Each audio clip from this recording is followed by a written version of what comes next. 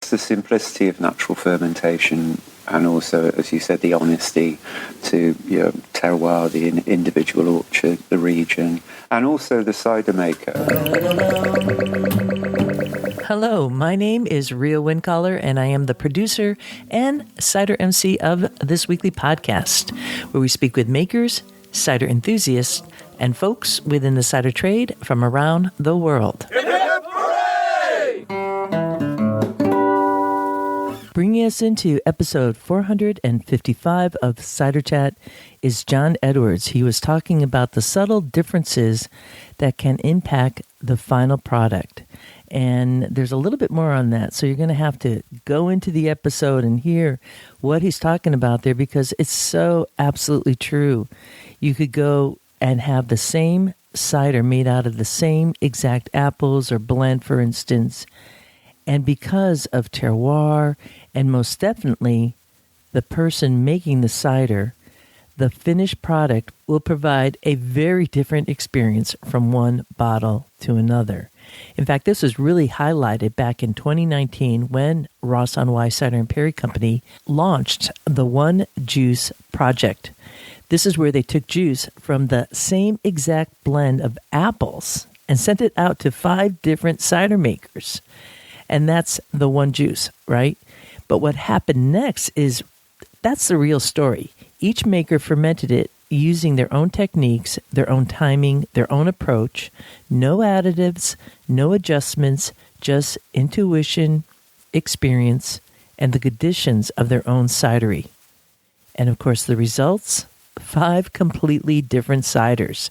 Same juice, but each one a unique expression of the maker's hand. The One Juice project was a powerful reminder of what makes cider so real and so honest. It's not just the apples, it's the person behind the press, the place, the patience, and, of course, the practice. Which is why I really believe I enjoyed this experience of producing Cider Chat and going out and about and meeting makers, doing these recordings and meeting you out there in Ciderville too, because there's something so honest about tasting cider. In fact, I would go as far to say as it's grounding, it's real, and it's full of character. And frankly, in a world that is so often copy and paste, that kind of richness is exactly what I believe we are all craving at this singular moment in time. Trees, orchards, the fruit that we are able to use and consume, whether we're eating or fermenting, is a concrete experience for our both body, our taste in that way, but our actual body feel and our mind. It brings us back to the basics. And when we're kind of floundering out in the world, going back to the basics, that's really the key to get your 2 feet well grounded and allow us to move forward from the day-to-day grind or the day-to-day chaos or whatever is going on for us at that moment. And it might seem a little like a far reach to say this, but I really, truly believe it. I mean, Cider Chat, we're in year 10 of Cider Chat, and I just don't see any end in sight because it's just so fulfilling to be able to have something that is absolutely authentic. So I love it. And we're going to be delving into a bit of that with John. Of course, he was at Ross on Wye Cider and Perry Company. He's been making cider for 20 years. And that type of experience that they offer through the One Juice project really provided a nice touchstone for us all to exemplify exactly what John's going to be talking about during our featured presentation.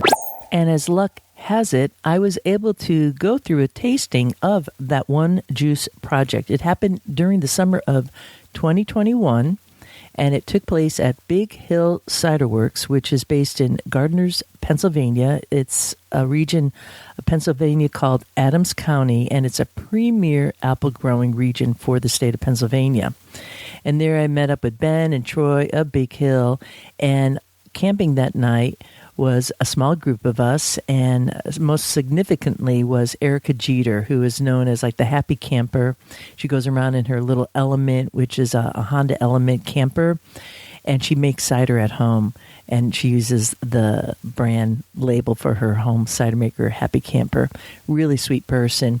She somehow, I can't remember now, I'll have to listen to the episode myself, got a hold of the One Juice Project, and we did a tasting that night at Big Hill Cider Works. And in episode 281 of Cider Chat, so that's season 6, that episode is titled Cider Fueled Road Trip to New York and Pennsylvania.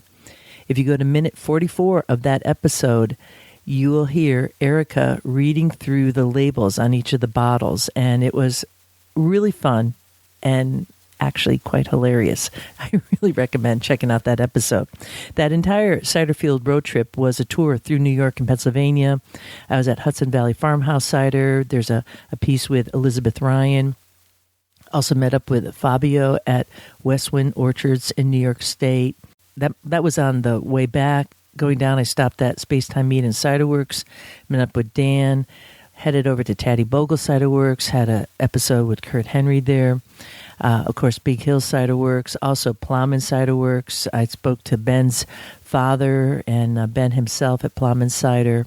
And I'm hoping I'm not missing anybody else. It was a wonderful way to spend a July week down in Pennsylvania and New York and doing recordings. And part of that was the One Juice Project. So do check that out. There's so much to be found in the podcast archives at ciderchat.com. In fact, there's a little search bar that we're still tweaking along as we're catching up with the new website, because when you have, close to 500 episodes, you have to go into the back catalog and get them all reformatted. But anywho, you could go in there, put in pretty much any region of the world, and you're probably going to find an episode that Cider Chat featured for that region.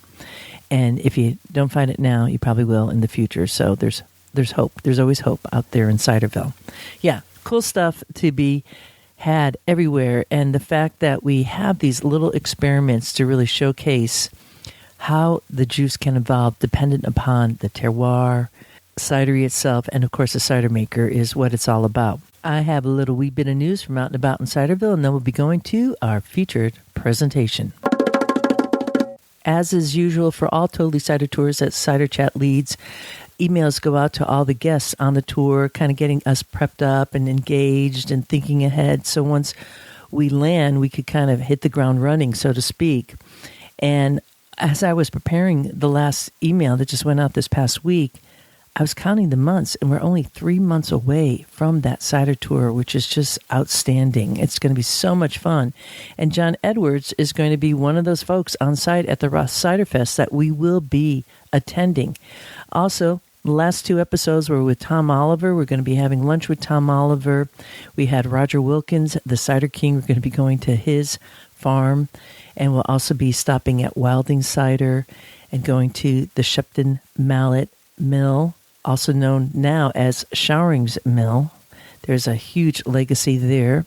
If you haven't checked out those episodes, definitely put Showering in the search box and listen to the history of that and the whole story of Baby Sham. That was the Perry that really advertised cider and Perry at a whole other level in the modern day age. And we'll also be stopping at Worley Cider, meeting Neil and Kimberly Jones of Honey Cider. So there is a lot happening. Going to have a cider dinner with James Forbes of Little Pomona, going to Newton's Court, meeting Paul Stevens there, and not to mention going to the National Perry Orchard, the Perry Pear Orchard, meeting up with the brand 99 Pines. So yeah, there is some cool stuff ahead. In addition, if you heard me talking to Tom last week, we're going to go to the Black Cat Pub, which is a premier cider bar in my mind, based in Weston Supermar. So there's a lot to be had out and about in Ciderville, and part of why I'm talking about this is to just give you a sense of what Cider Chat does. Cider Chat is multimedia and also offers cider tours. So if that interests you, where you have a curated tour, do send an email this way to info@ciderchat.com and say, hey, send me info on your next cider tour, and we'll put you on the wait list and keep you in the loop. And another way to do that is to sign up for the eCider News. All those links are there right at ciderchat.com. Do not hesitate. I know life can feel really overwhelming sometime, and we got you covered.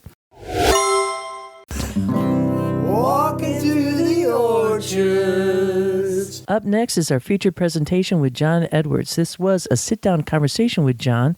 We were in the large barn at Broom Farm that is cleared out each year for the Ross Cider Fest. They have tables and they have a dance area, and they also have bands.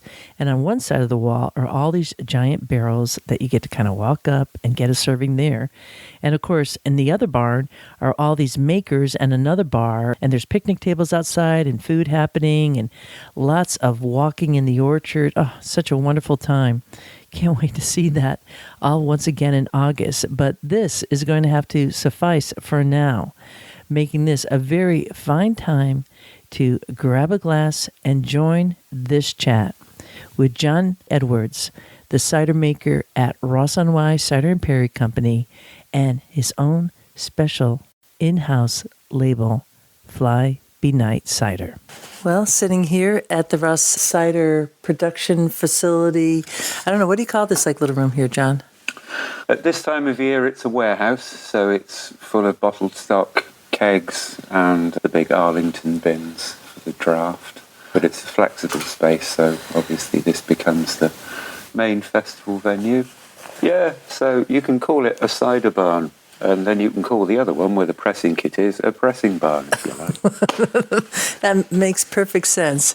And if you have heard that voice before, you would be right, because John Edwards has been on this podcast in the past. I think that was in 2019 that I saw you last here at the Ross Cider Fest. Yeah, that sounds about right. Yeah, yes. And you are not only the cider maker here at Ross on Wye Cider and Perry Company, but you also have your own cider brand too, which is one of my favorite ciders in addition to all the other ones. I don't want to play favorites because I don't want to upset anyone here, but you make a mighty fine good cider. It's always delicious to experience that flavor when you come back into the region. It's in your body.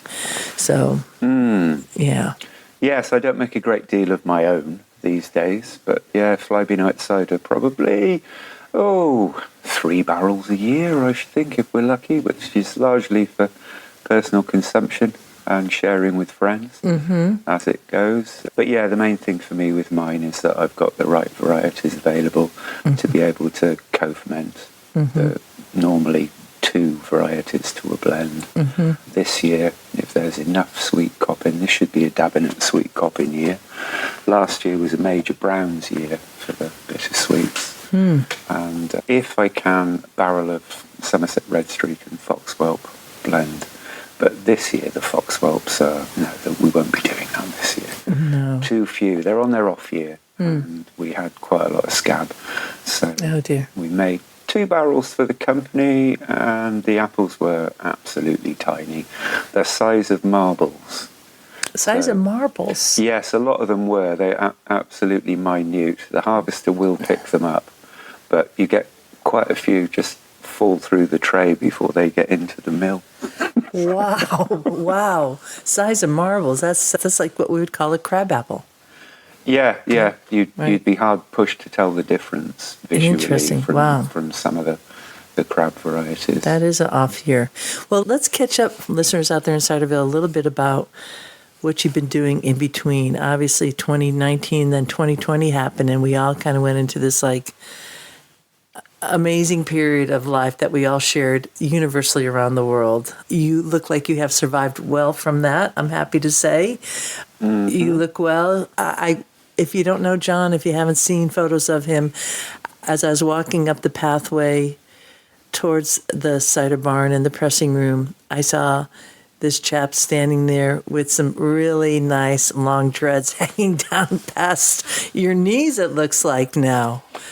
Yes, they neither get longer nor shorter these days. They just tend to erode from the ends, as it were. Yes, lovely hair, all down his back. None on top of his head, just all down his back, as they say. But you wouldn't tell I'm wearing a hat today. But yeah, no, nothing much has changed. I don't think, other than a change in the way we sold cider for a while. It didn't really affect us personally a great deal. COVID, a few bouts of COVID, no tragedies within the circle, as it were, because we're a small team, and from my own point of view, a lot of work I do is on my own. I'm used to working on my own, so I have to say it didn't really affect what we did directly. a great deal. Yeah.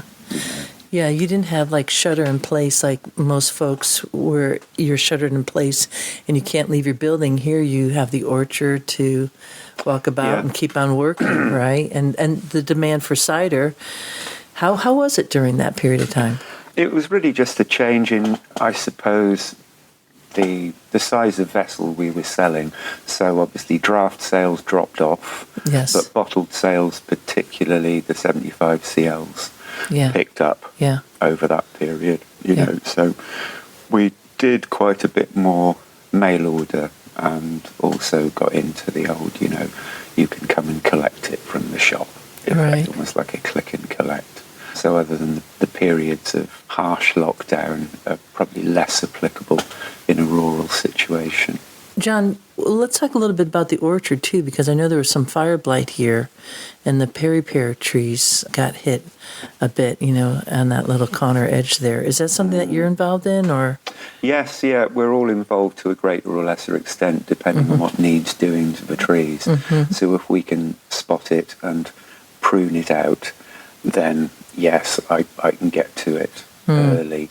If it's a bigger job and we're pollarding, or in some cases just write the trees off and fell them because they've died, then that becomes a chainsaw job, working from the cherry picker to actually take out some larger limbs. We had a little bit last year in the Yarlington Mill brown snout and chisel Jersey, which is worrying for the future, because obviously those are core English bittersweet varieties.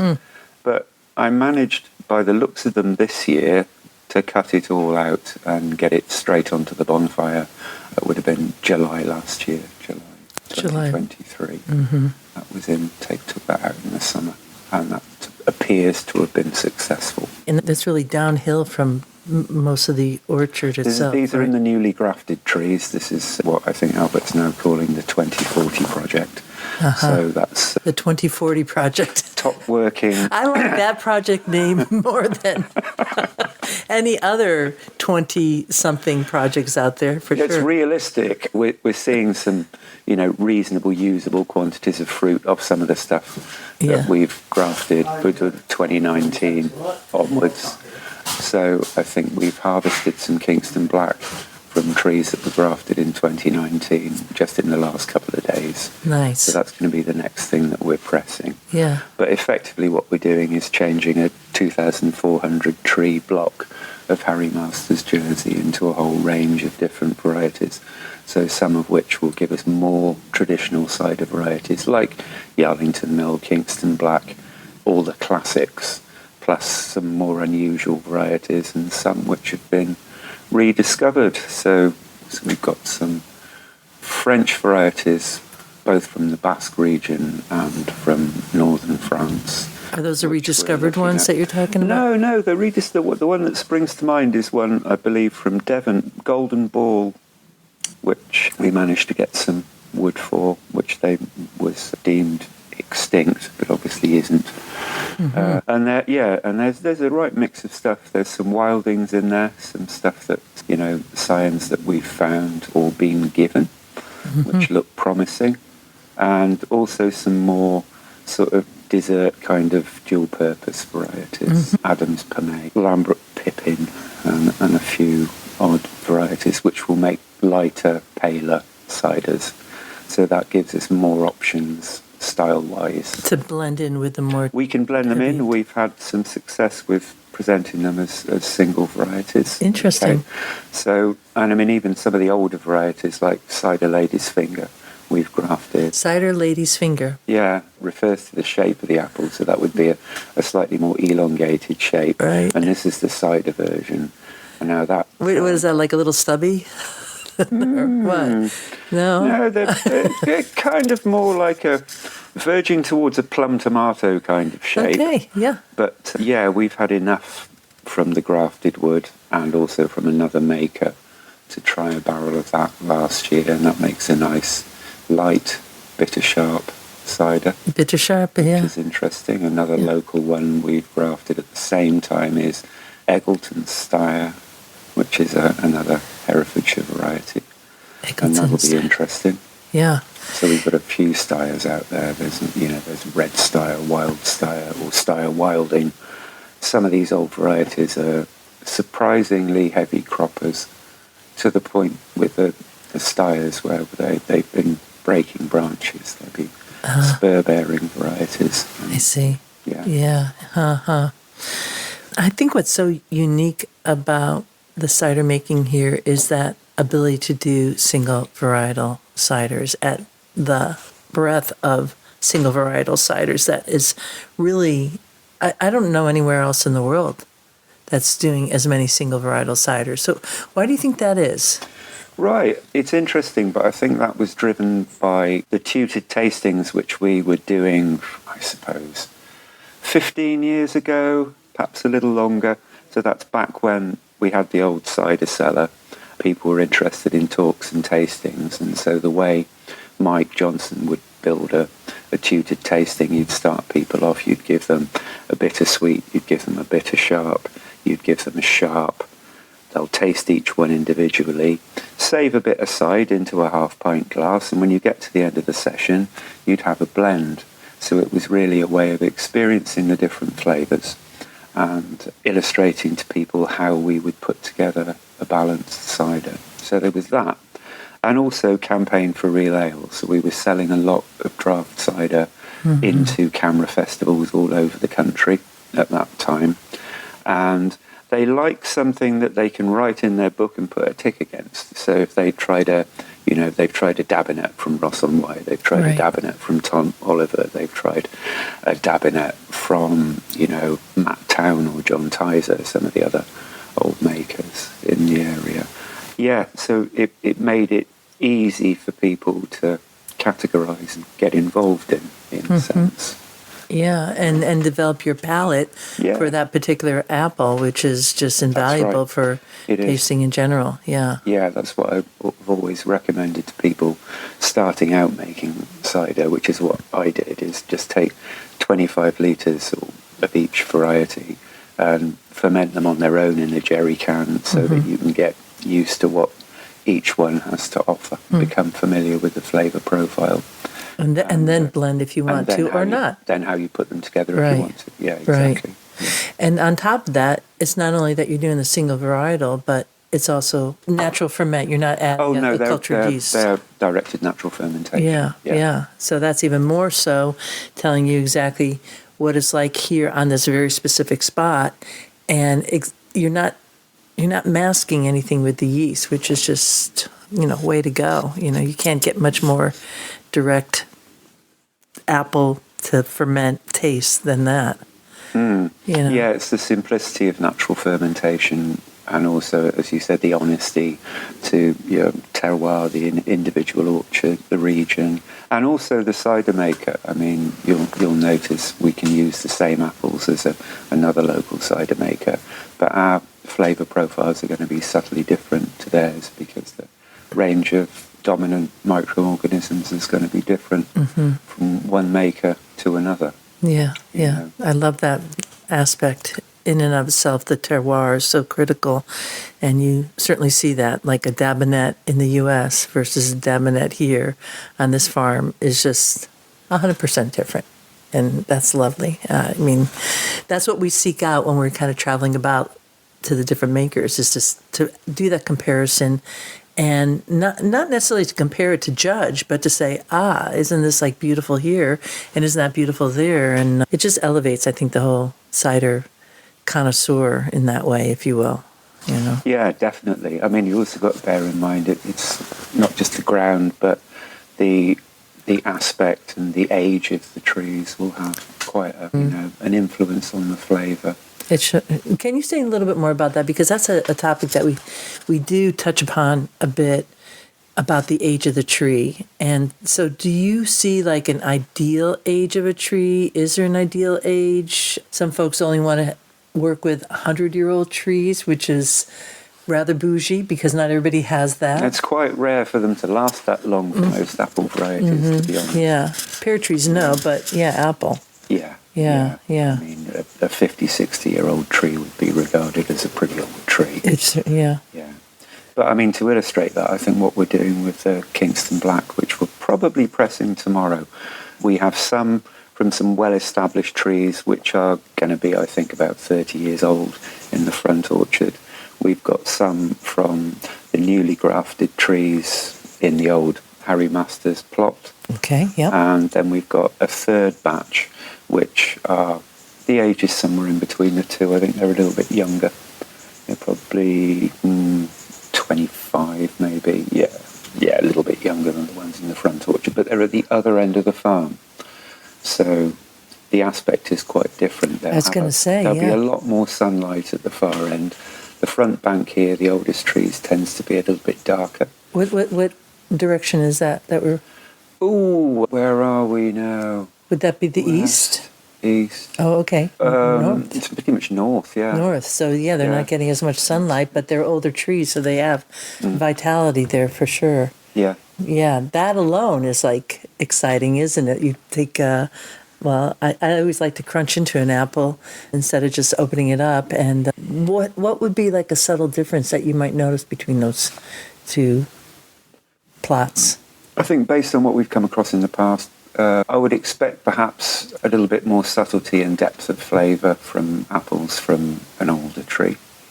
Young trees obviously tend to produce, generally, a smaller quantity of larger fruit for sure. Mm-hmm. And again, the size of fruit from year to year can make a difference with the intensity of the flavour. So that's to do with the volume of the apple and the surface area of the skin.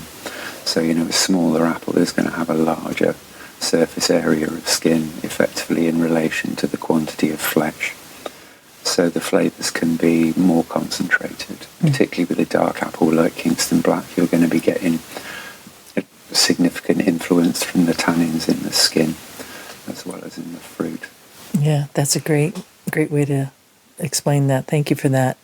Is there anything particular when you're fermenting Kingston Black? Because that is a coveted apple that we'll see, by and large, I'll see a lot of single varietals on Kingston Black and also Newtown Pippin, which is a very popular apple. That's one. I haven't come across Newtown Pippin. Yeah, well, that's not really more native for you here, but certainly is in the U.S. But is there anything in particular with the Kingston Black that you have found? Well, I think the reason why it's so popular, one, it's a bitter sharp, so you can easily make a single variety. Mm-hmm. It also makes an excellent blender, but because they can be perhaps in a little bit short supply, being sought after, we would pretty much always ferment it as a single.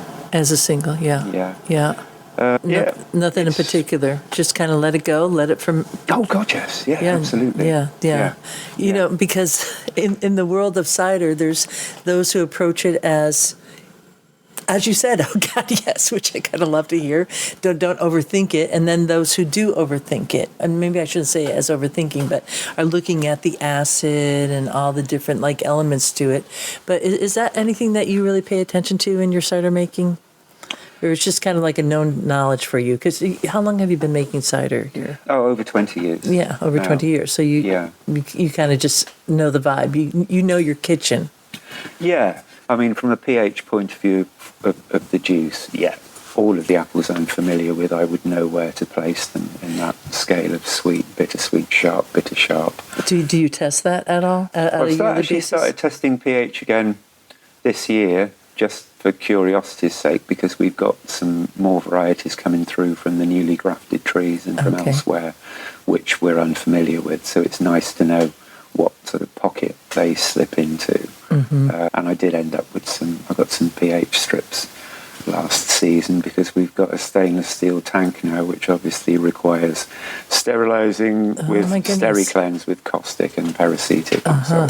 That's a new addition to the cidery, isn't it? Yeah, it was passed on to us by another cider maker who decided not to go quite that big and perhaps back off a bit. Oh my goodness! But it's not huge. It's 4,400 litres. Big enough. Yeah, it's that's a good size. 4 IBCs worth. I don't think I saw that in the pressing room. Was it over there? That probably just looks so natural. Yeah, it does. That is so true. It kind of looks right where it is. Right. Okay. Good. I'll have to take a look at it. Yeah, wow. And stainless at Ross. Okay. Good. Yeah, we're really pleased with the results. I've wanted to have some stainless steel to work with for a few years now, and we were quite lucky to get our hands on it.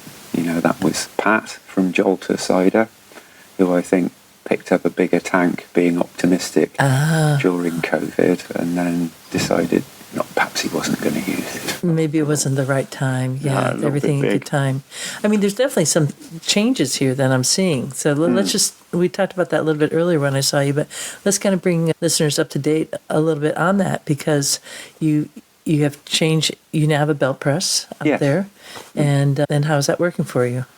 It's great. It's a Stussier belt press. This will be our 4th season using it.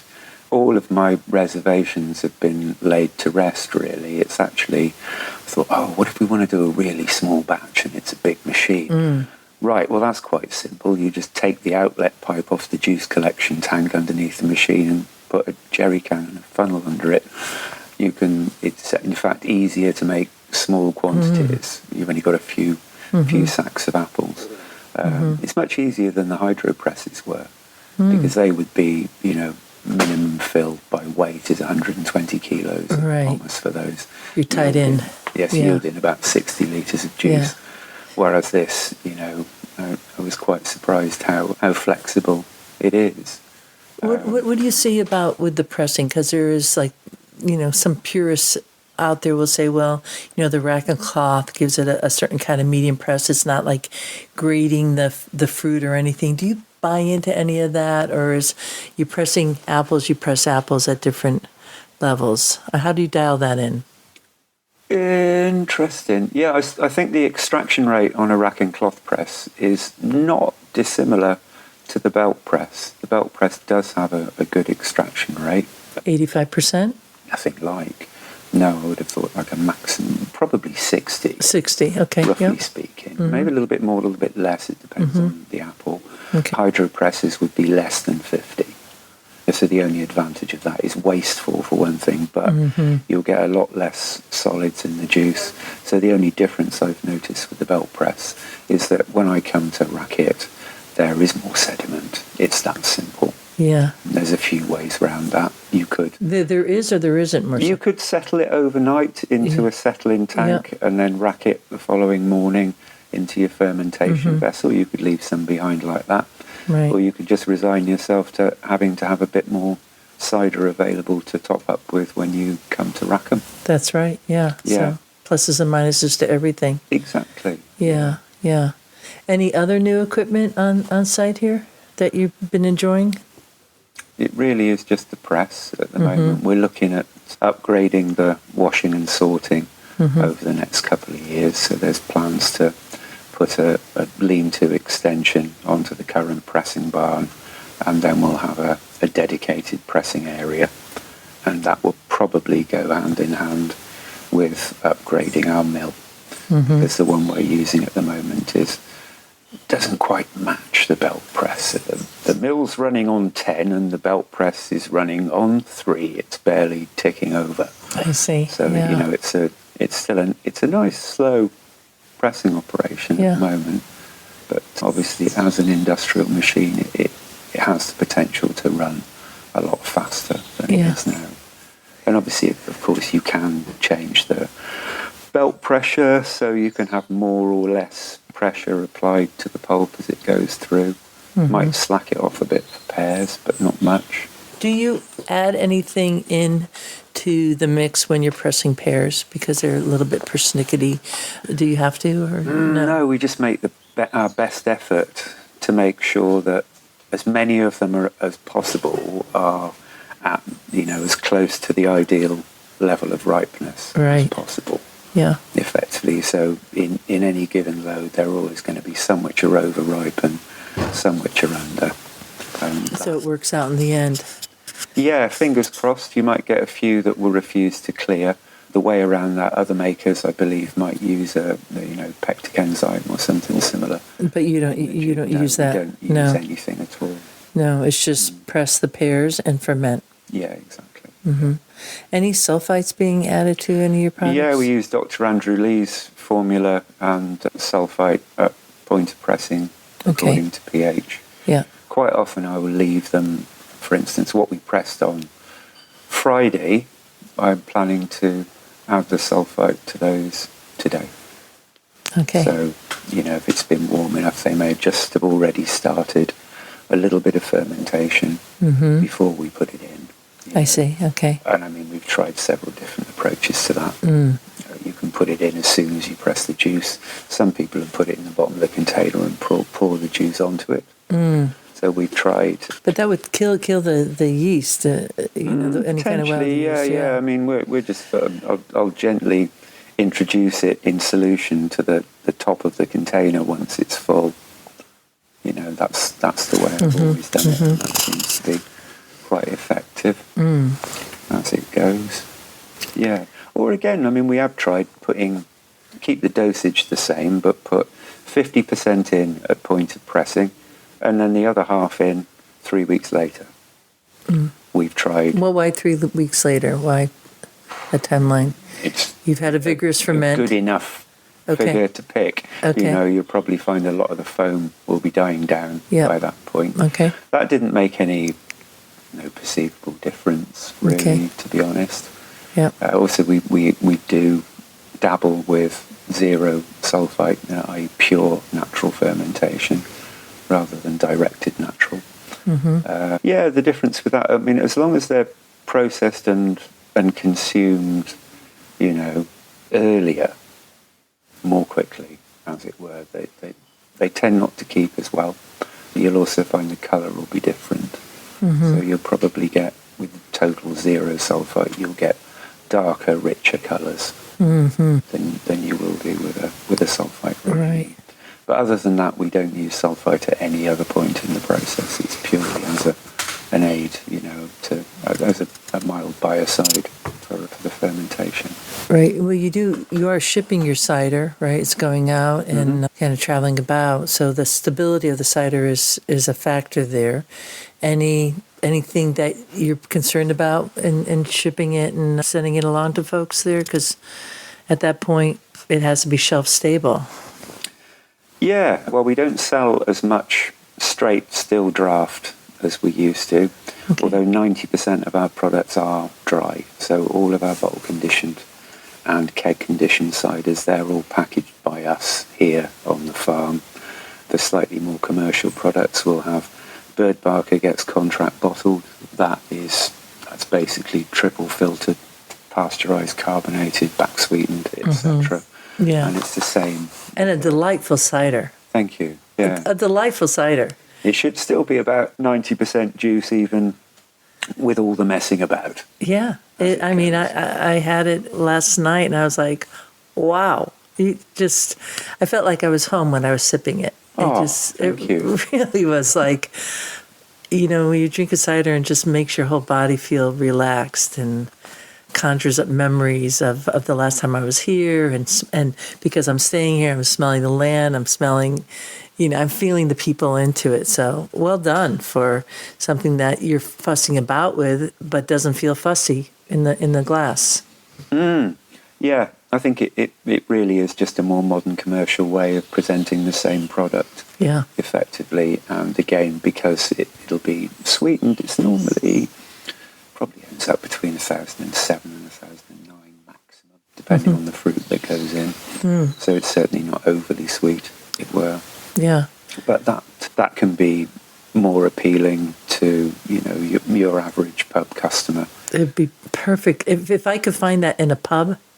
I would be a happy camper versus alcopop cider in a pub. I mean, seriously, I've been going to a lot of pubs, and I'm seeing that there's kind of like your standard, more, soda pop type of cider, and I'm searching out for, if I could just find that level, boy, that would be a beautiful day.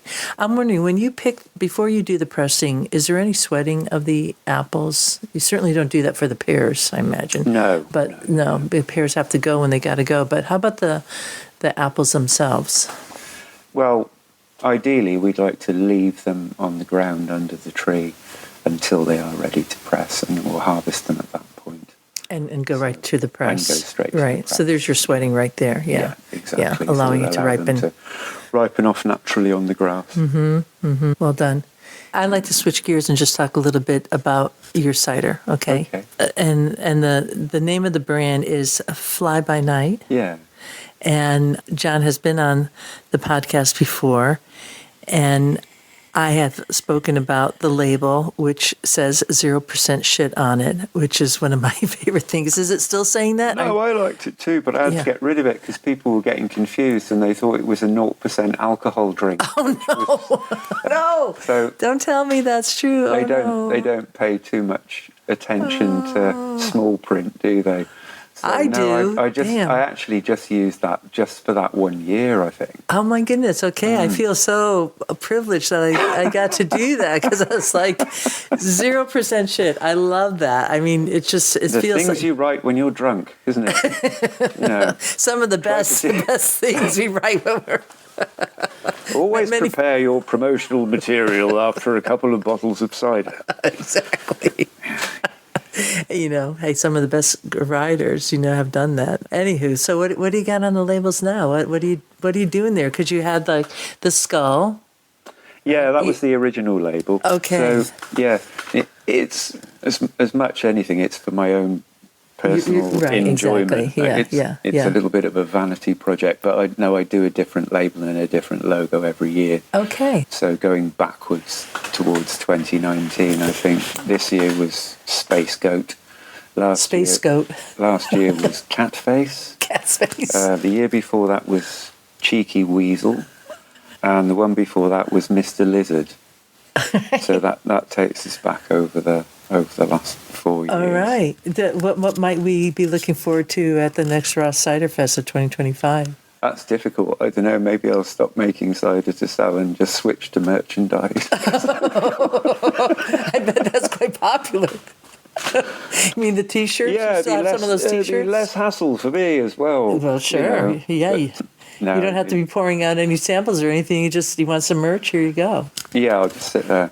Yeah. Drinking. Well, that maybe you owe that to yourself a little bit. Talking about trees. Says, if you're running a little cider bar, there isn't really any time to do anything else. No. On the Saturday, it can be a little bit hectic, as you can imagine. Well, maybe we'll just have to wait and see what comes about there. It's a mystery of the unknown and the anticipation that is. It also depends on what we get to make this year as well. This is true. Thing. Yeah. So I may, for a change this year, I might just even with what's available, just go for a single variety Dabinet or something like that. Oh, that'd be exciting. Yeah. Yeah, and I've got a Dabinet Bramley, which I made end of last season, which isn't bottled yet. Oh, okay. So that'll quite possibly be coming through. That'll probably take a little bit longer, or expecting it to take a little longer to mature. And just to be clear, these ciders are being made here on site at Ross. Yeah. And in barrels. You got a couple barrels, as John said. And so if you're lucky enough to be at the Ross Cider Fest in 2025, you'll definitely see John. And maybe we'll see some of his cider out there or not. I guess it's how well you know John. You may be lucky enough to get a sip. But merch is just good too, because you definitely have look, man, you're like super creative in so many ways. And anything that you touch is going to has a wow factor.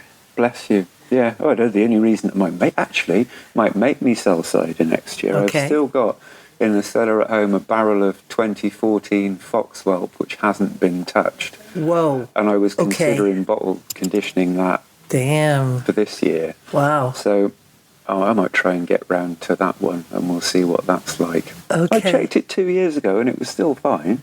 Well, that'd be exciting. How exciting! I checked it 2 years ago. It's on its 10th anniversary now. And it's in a barrel. Yeah, it's in a plastic drum. Okay, so it's just kind of like, not really able, no oxygen absorption there. No worries. It's just kind of sitting and conditioning. Nothing better. How exciting in 2014. Its massive acid content, basically, is wow. preserving it, I think.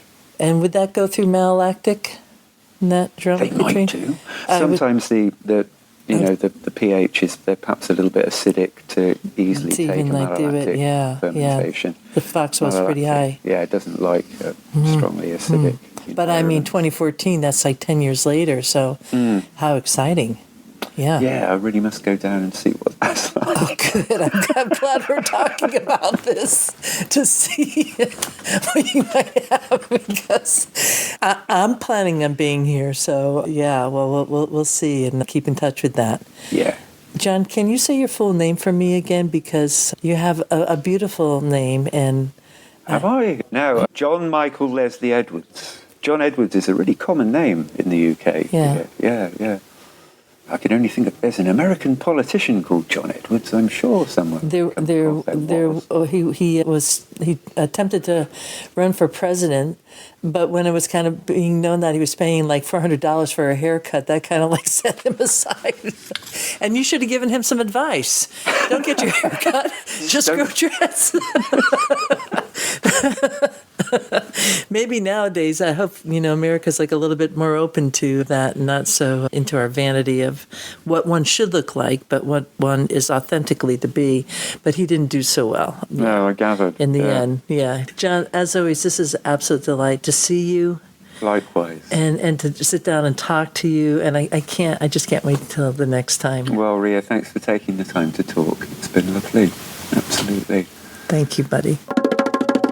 For those headed to the Ross Cider Fest or on the upcoming Totally Cider Tour, you'll be seeing John Edwards at Ross on Wye Cider and Perry Company. Perhaps he'll be just with some swag in hand for Flyby Night, or perhaps a barrel of Foxwell. Either case, it's always great to see John. Thank you once again. Find the links to all the mentions for this here episode 445 in the show notes at ciderchat.com. Cider Chat is listener supported, so thank you to all who have hit the donate button at ciderchat.com or have become patrons at the Cider Chat Patreon page. You too can join. Just search for Cider Chat and Patreon. That's spelled Patreon. And with that, I leave you here. This is Rio Windcaller signing off for now. Looking forward to seeing you in Ciderville. We like cider, we like ponds, we love orchards and having fun. There is a reason why we do it like this. Oh yes there is. There is a reason why we do it like this. Oh yes there is. There is a reason why we drink it like this. Oh yes there is a reason. We like walking through the orchards, dancing in the streets, smelling all the blossoms, kicking up our feet. We like cider, we like ponds, we like orchards, having some fun. There is a reason why we do it like this. Oh yes there is. There is a reason why we do it like this. Oh yes there is. There is a reason why we drink it like this. Oh yes there is. There is a reason. We like walking through the orchards, dancing in the streets, smelling all the blossoms, kicking up our feet. Oh yeah.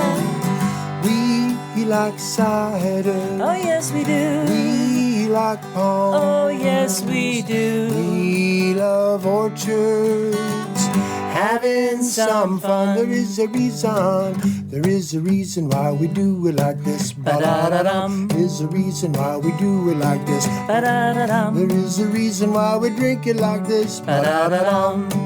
Ba-da-da-dum.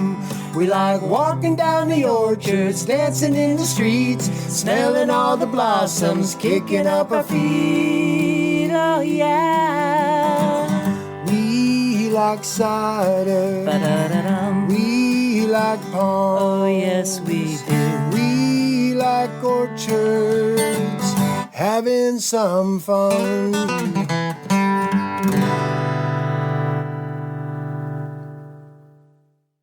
Yeehaw!